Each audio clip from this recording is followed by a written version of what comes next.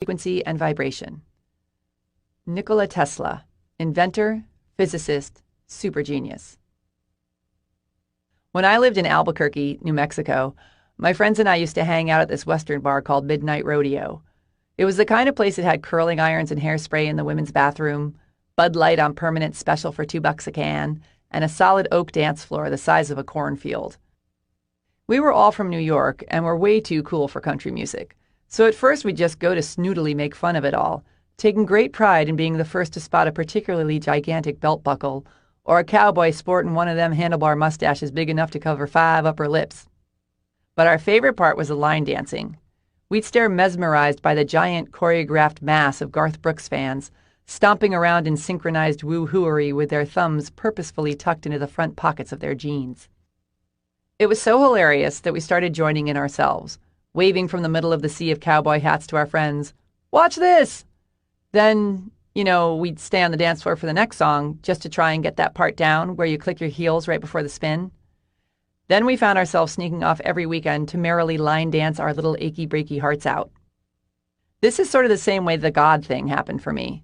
It started out with much snarkiness and eye-rolling, but I was so broke and clueless and sick of being such a weenie about really going for it in my life that I was open for suggestions.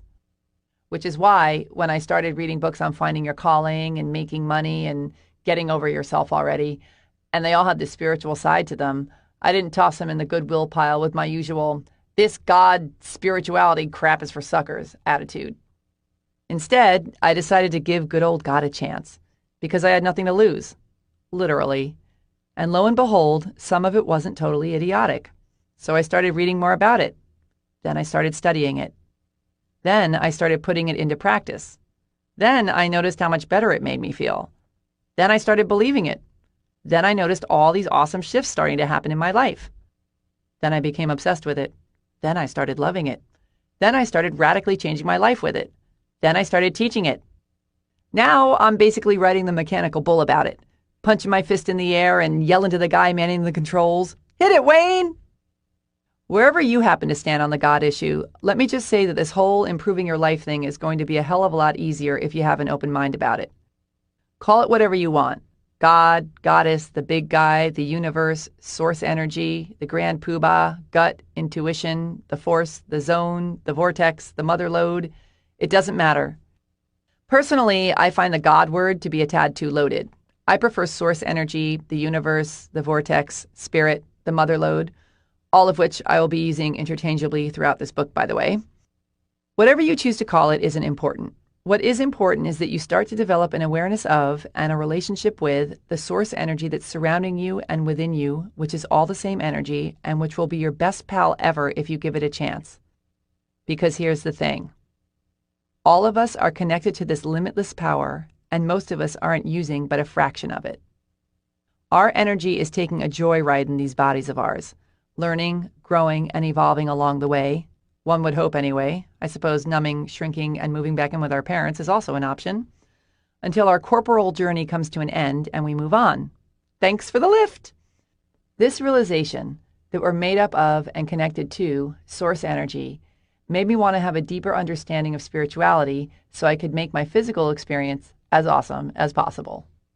And let me tell you, ever since I got into it, it has been awesomeness maximus.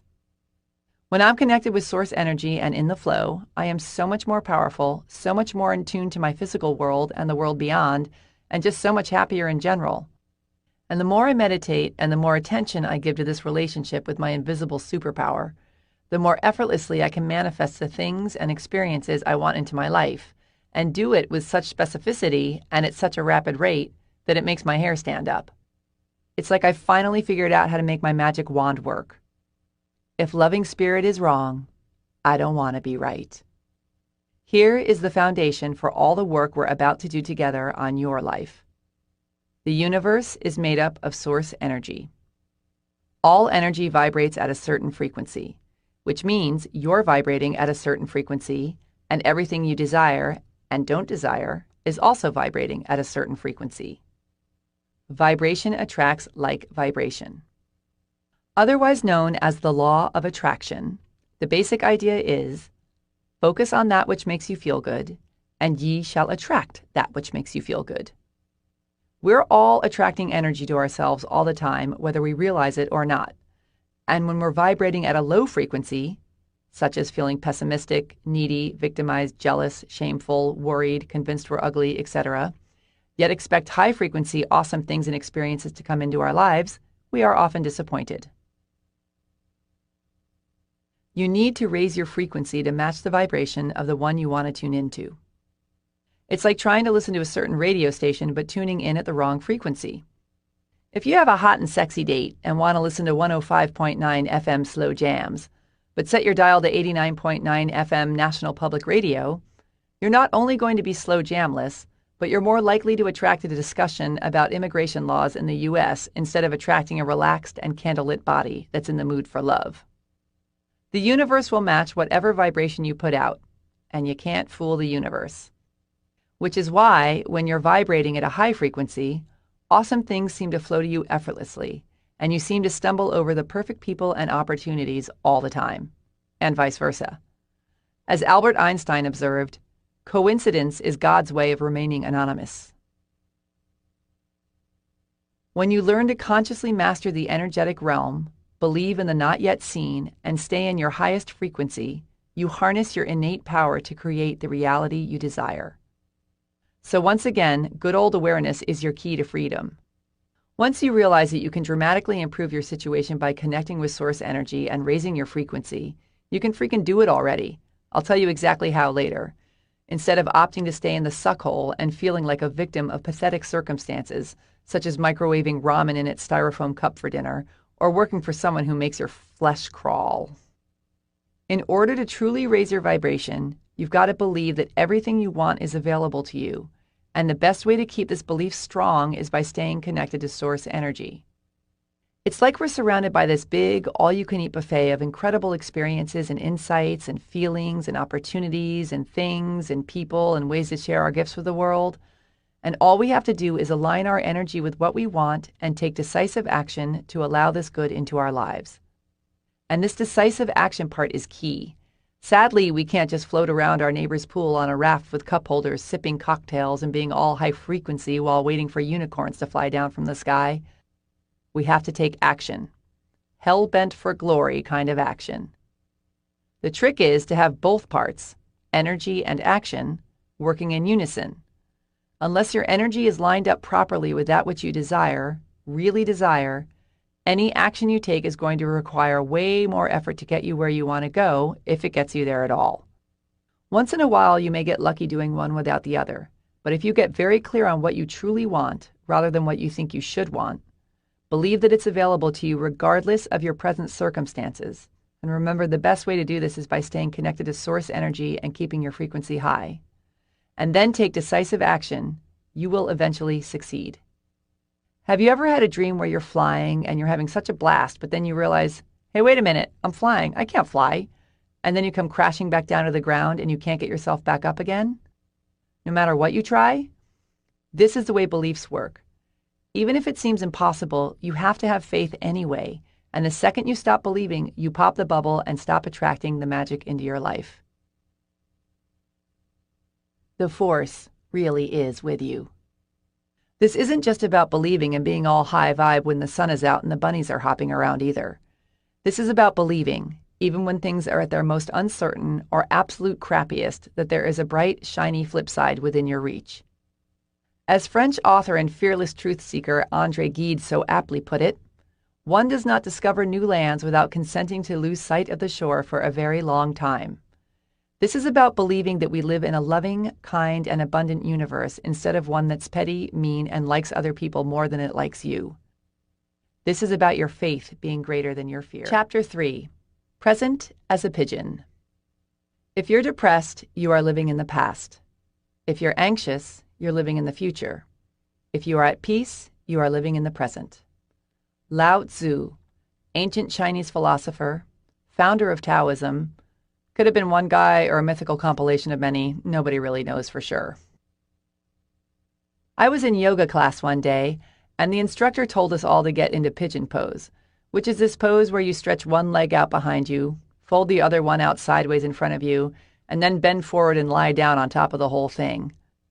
It's fine if you're a pigeon, But it's one of the poses I dread most because my hips don't move that way, it hurts, and I'm always scared I'm going to get stuck. But even though my body has requested otherwise, I'm in class, and I'm going for it, and I'm determined to relax into it, even though I'm really just silently begging the dude to tell us to change into a different pose, which he doesn't do because he's too busy talking. He's blabbing on and on and on about our connection to the universe and our breath and the path to true enlightenment, and holy fucking shit, dude, will you hurry up?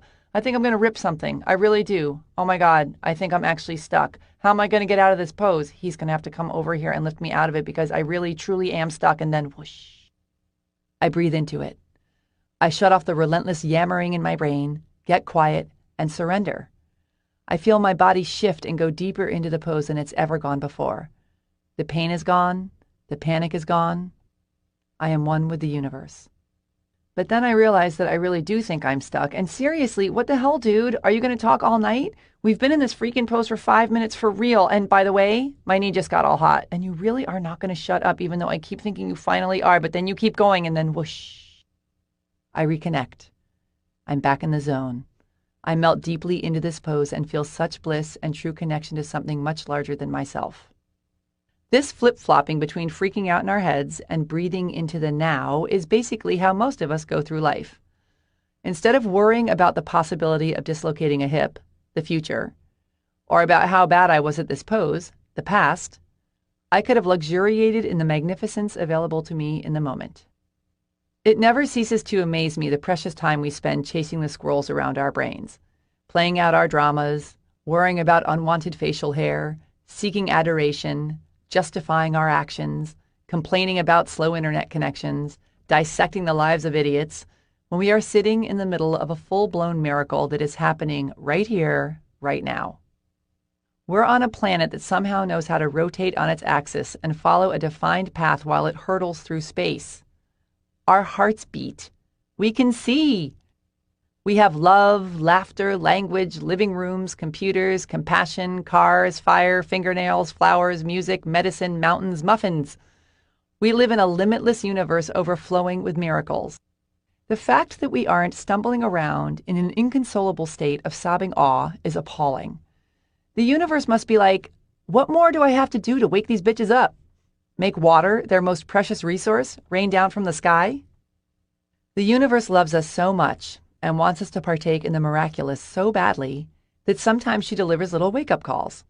Like in the movies, when someone narrowly escapes death and is so overjoyed and grateful that they take to the streets, skipping and laughing and madly hugging everyone in sight. Suddenly, all their quote-unquote problems fall away, and the miracle of being alive, today, in this moment, takes over the screen. I know someone who got sucked through a dam and almost died, who now speaks about it as one of his most profound and life-changing experiences. Not that I'd wish that on anyone, but take heart in the fact that should you require some sort of catastrophe for your transformation, it can be cosmically arranged. The universe has also surrounded us with the perfect teachers. Animals, for example. Animals are in the present all the time, and their secret power is to pull us in with them. My friend's dog is so happy to see her every single time she walks in the door. It's like she's about to free him from 40 years of imprisonment, even if she's only been gone for an hour. You're here, I'm here, I love you. I'm going to pee all over the floor about it. Little kids are also excellent guides.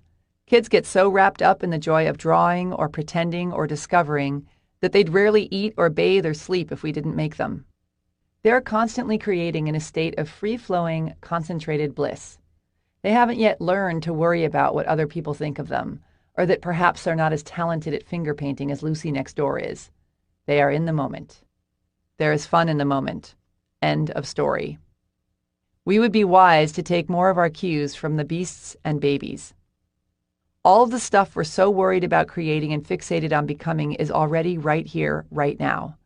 The money you want already exists. The person you want to meet is already alive. The experience you want to have is available now. The idea for that brilliant song you want to write is here, now, waiting for you to download the information. The knowledge and insight and joy and connection and love are all wagging their hands in your face, trying to get your attention. The life you want is right here, right now. What the hell am I talking about? If it's all here, where is it?